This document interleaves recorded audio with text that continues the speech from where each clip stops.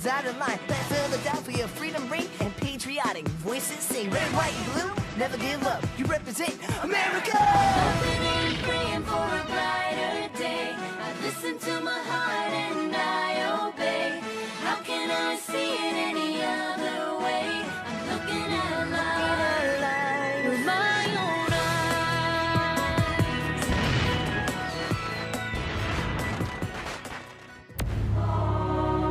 Here are some exciting scenes from today's episode of Liberty's Kids. Maybe you should do something useful and join my father's regiment instead of trying to write about it. Reporting on what's happening in the war helps us pull together. And fighting in the war helps us win. Since Congress has now made it clear that it does not consider it in the best interest of the United States of America to promote me to Major General, my only honorable course of action is to resign.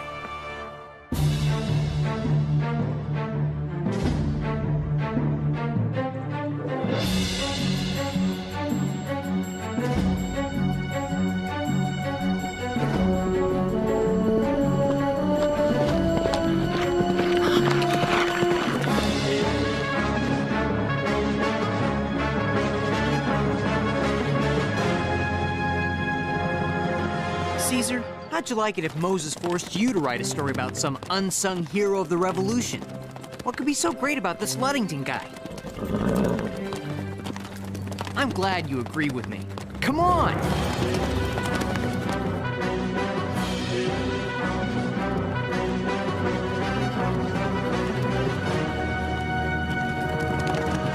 I'm starving. I hope dinner's on the table. Stop right there. State your business. This must be the wrong house. I'm looking for Colonel Henri Luddington. I bet you are. James Hiller? Yes? Welcome. I'm Henri Luddington. This is my daughter, Sybil. Good to meet you, Mr. Hiller. Likewise, I'm sure.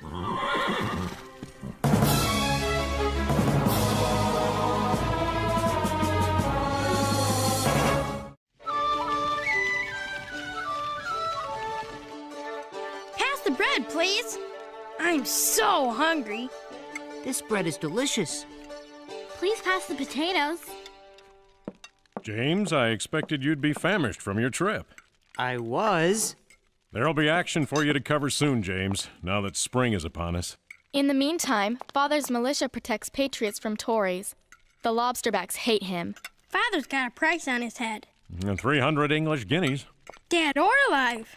It's a reward I swear will never be collected. No wonder you were suspicious of me. How do you want to pursue your story, James? We'll help you any way we can. First, I'd like to interview you, Colonel. Then, I guess, interview one of your men who saved someone from a Tory. Interview? What for, Mr. Hiller? So I can write about what they've done. Why? I'm a journalist. I let people know what's happening in the war. But why aren't you fighting? What I'm doing is important, too.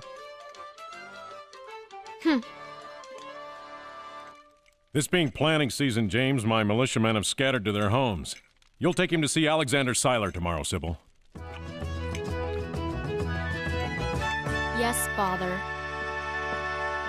You don't suppose he's not here, Mrs. Adams? Benedict Arnold not present for a ball thrown in his honor? No, I expect we'll find General Arnold... Ladies and gentlemen, there. General Washington and I need men, and we need them now. They needn't be soldiers. I will make them soldiers. Fine words. Bravo, Mr. Arnold. Mrs. Adams. And Miss Phillips. General Arnold! What a delightful surprise. I beg you excuse us a moment, Mrs. Knox. My friends, I have hoped our paths would cross again, Miss Phillips, away from the field of battle.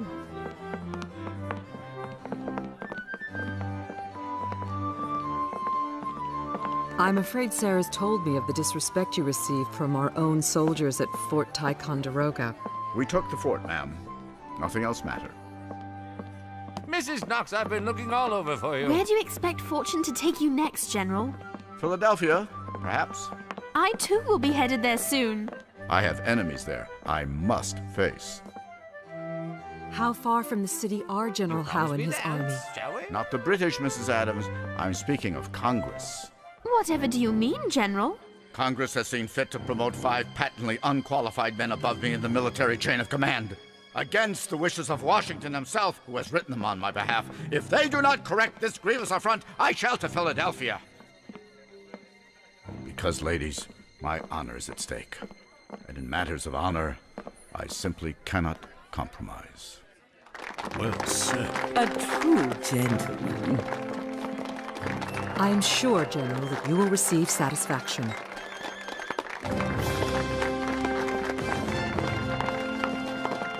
There must be a mistake. Of course Congress will show its appreciation for the work you've done for your country. Miss Phillips, tomorrow I leave for New Haven in the house of my sister Hannah. Oh, my friend, it is on the way to Philadelphia. I would be honored if you would be our guest there. Then, if you wish, you might accompany me to the capital. I think it's a wonderful idea. What do you say? I would be delighted, General, if you will permit me to write your story for Dr. Franklin's Pennsylvania Gazette. Mrs. Knox! And what about that dance, eh? I suppose that would be acceptable.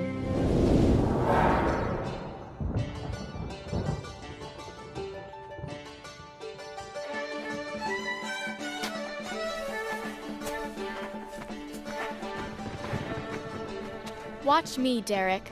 Under 2 fingers of loosely packed dirt. There, you're helping feed your family. Sorry.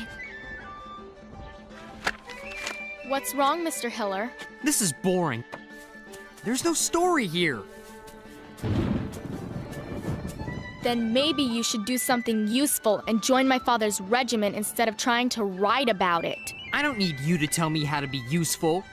Obviously you do. Reporting on what's happening in the war helps us pull together. And fighting in the war helps us win. That's it. Where are you going, Mr. Hiller? To pack. I'm going back to Philadelphia in the morning to find a real story. Please don't let Mr. Hiller leave, Sybil.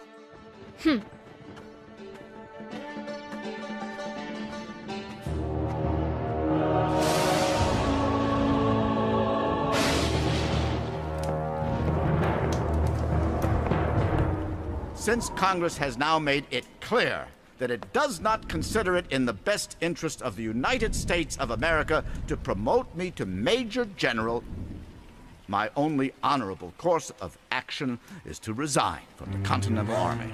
Dearest Hannah, please have my uniform pressed by morning. General, although this is good for my own country, I'm truly sorry.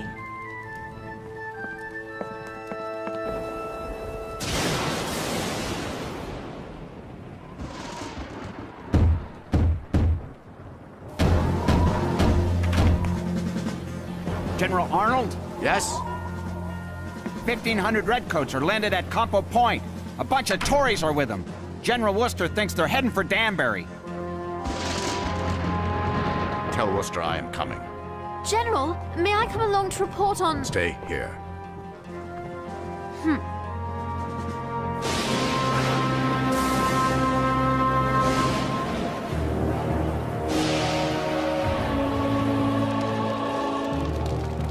Come, children. I hope the rain stops so you can leave tomorrow, Mr. Hiller. You and me both.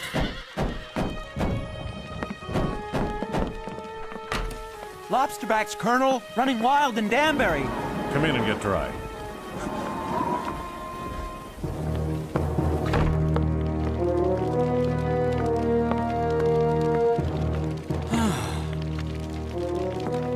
I must have my militia here immediately. But who will gather them? I'll gather them. It's a 40-mile loop in the dark and rain, Sybil. You're just a girl. You must stay here to lead them when they arrive. We have no choice. It's the only way, Father. I wish, my dear, you weren't right. How do I get to Danbury?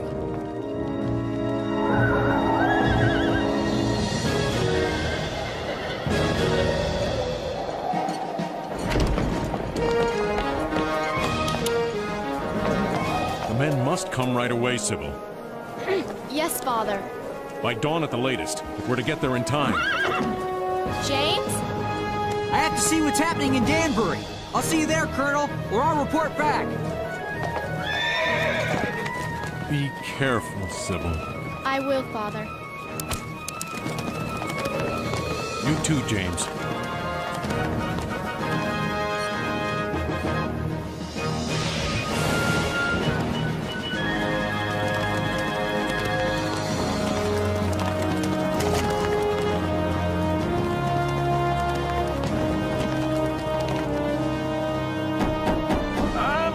I'm coming.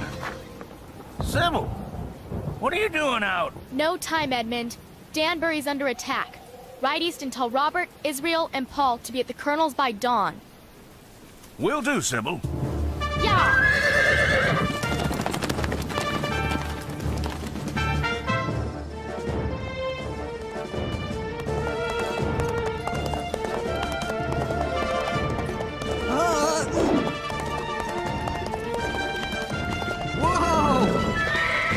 Easy, boy! Oh, no!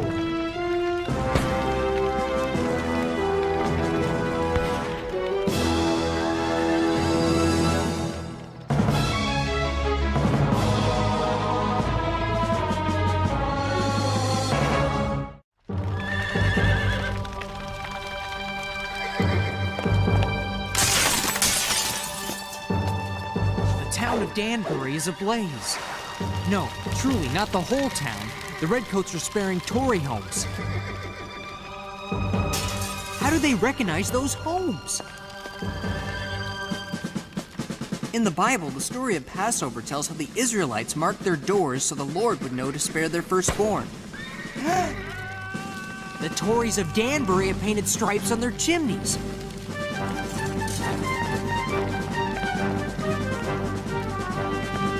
So the British soldiers know to spare their homes the torch. General Arnold's passion has forced him back into the fight. It is a passion for freedom shared by so many of his countrymen. But Benedict Arnold's is a passion for more than freedom. It is a passion for honor and for glory. Maybe even for battle itself. Not content with setting fire to their homes, the British insist on terrorizing the citizens of Danbury, too. Ready? Take aim!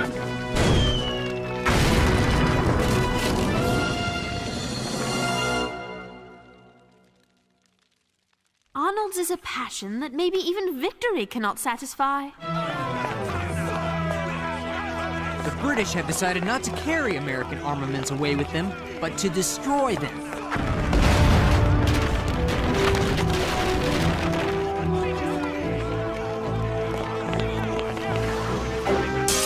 Yes, they can destroy our arms, but surely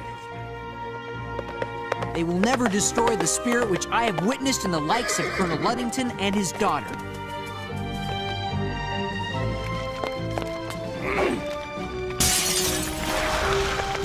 I've got to warn the Colonel!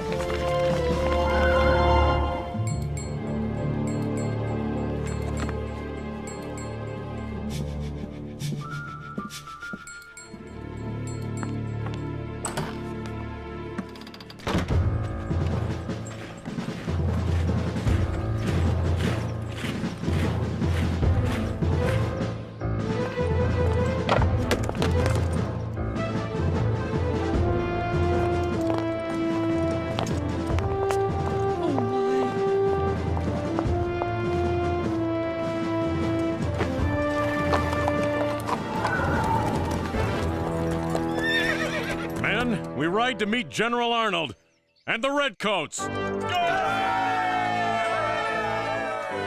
James, I know you want to report on this action, son, but we need your horse. Yes, sir.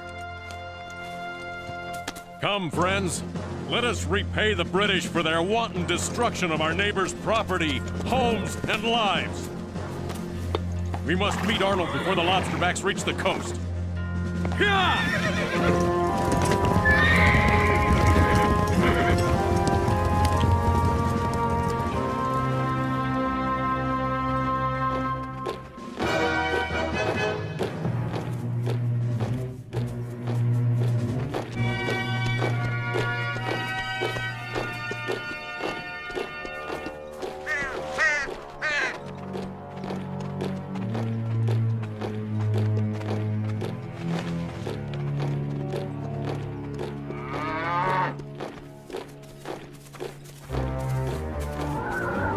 completed their task of destroying half of Danbury, the British soldiers were off to meet their ships to return to New York headquarters.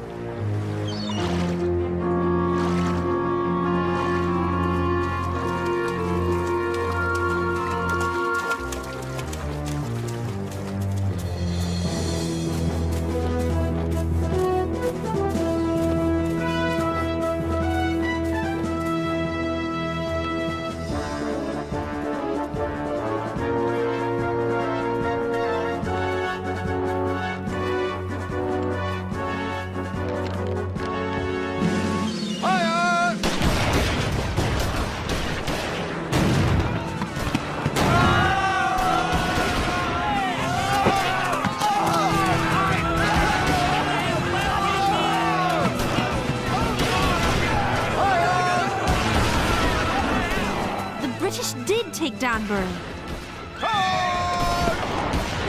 But General Arnold and his men chased them all the way back to the coast.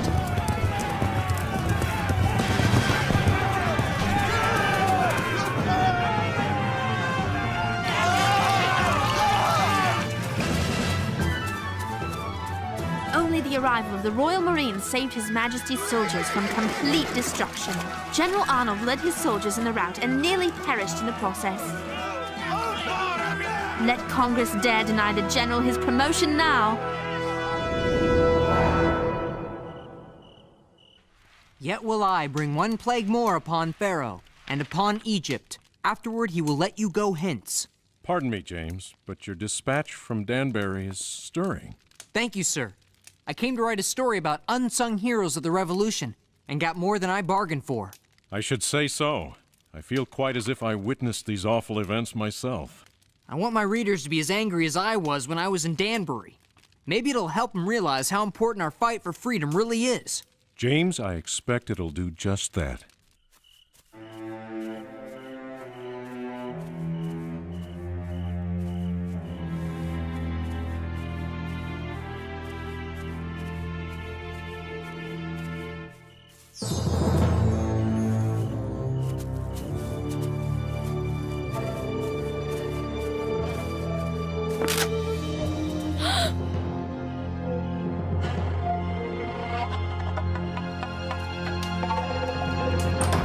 Father! Tories in the woods, armed. How many? About 20. 20? They're surrounding the house. The reward for capturing you. Run, Father, run! Children, upstairs. You two girls, James, I'm going to face them. I'm not going. I know how we can get an entire regiment into the house right now.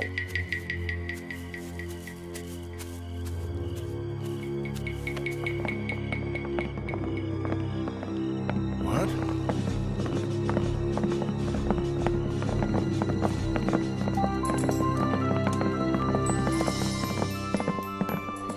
How many? Too many.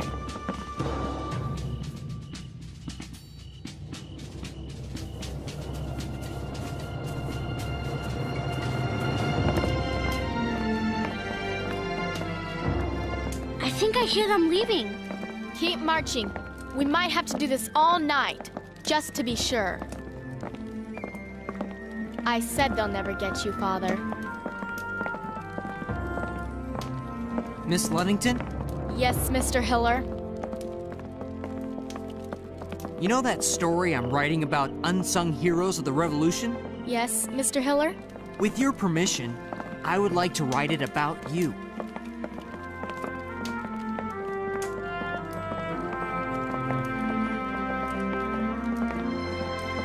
Mr. Hiller? Yes, Miss Luddington? I suppose that would be acceptable.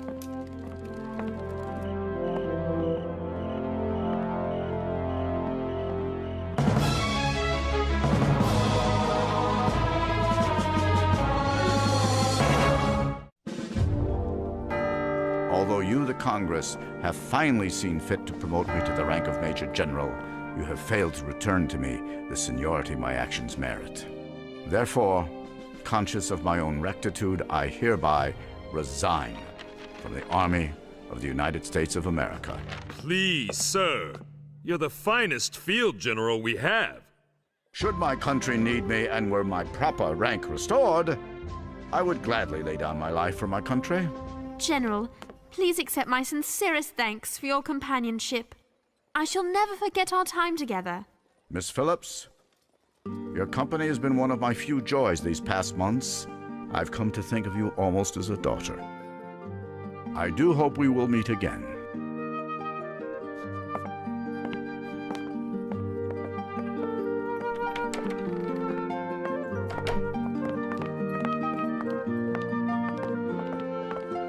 I fear for my friend, Moses. General Arnold? Why? Sometimes I think he's destroying himself with his own bitterness and anger. Hello, all. James! Mon ami! Hi, Sarah. It's so good to see you, James. I've read your dispatches. You and I nearly crossed paths in Connecticut. That's some fine work you've been sending us, James. Thanks, Moses. Wait till you see the story I'm working on now. Is it a story of a great military hero like Sarah's about General Arnold? No, Henri. It's about a different kind of hero. And I can finally call her a friend.